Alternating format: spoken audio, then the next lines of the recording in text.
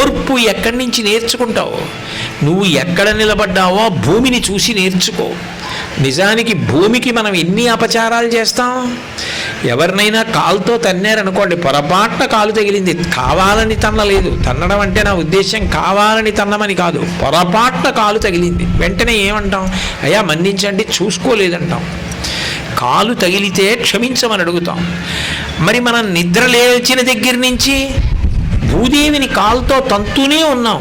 నడవాలంటే కాలుతో తంతూ నడవాలి, అరికాళ్ళు ఆవిడ మీద పెట్టి నడవాలి. ఇల్లు కట్టుకోవాలంటే, శంకుస్థాపన చేయాలంటే ఆవిడ గుండెల మీద గొయ్యి తీయాలి. వ్యవసాయం చేయాలంటే ఆవిడ మీద నాగలితో రాపాడించాలి. మలమూత్రములు విసర్జించాలంటే ఆవిడ మీదే విసర్జించాలి.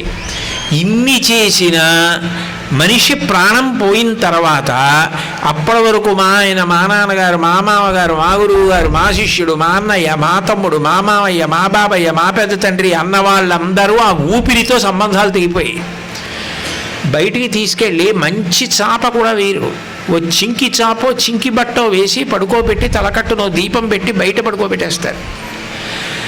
ఓరున వాన పడుతోందమ్మా, లోపలికి తీసుకెళ్ళి ప్రతిరోజు పడుకున్నట్టు ఇద్దరు పడుకోండి, రేపు తీసుకెళ్ళిపోదామంటే భార్య కూడా కలిసి పడుకోదు. భార్య బిభ్యతి తస్మిన్ కాయే, అది ఆయన కాదు, ఇంకా ఆయన శరీరమే అంటుంది.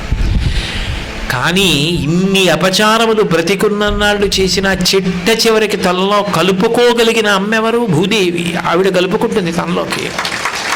ఎంత ఓర్పు భూమిది!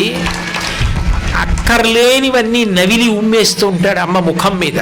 అయినా ఆవిడ భరించిందే. ఆవిడ ఒక్కసారి కదిలితే ఆవిడేం చేయక్కర్లేదు. అదే కోపడక్కర్లేదు, తిట్టక్కర్లేదు, కొట్టక్కర్లేదు. ఆవిడ ఒకసారి కదిలిందనుకోండి, ఏమైపోతుంది? కోట్ల ఆస్తి నష్టం, ఎంత ప్రాణ నష్టం జరుగుతాయి. పోనీ ఆవిడ వరకు వదలండి, ఆవిడ్ని భరిస్తున్నటువంటి శేషుడు పాము. పాము అంటే కోపం ఉండాలి. మరి ఆయన ఎంత భరిస్తున్నాడు? నన్నయ్య గారు మహాభారతం ఆదిపర్వంలో అంటాడు, బహువనపాదపబ్ధికుల పర్వత పూర్ణ సరస్వతీ సహిత మహామహీభరమజస్ర సహస్ర ఫణాళి దాల్చి దుస్సహతరమూర్తికి జలధిశాయికి బాయక శయ్యైన యహిపతి దుష్కృతాంతకుడనంతుడు మాకు ప్రసన్నుడయ్యడున్నంటాడు. ఆయన ఎంత ఓర్పు పడుతున్నాడు.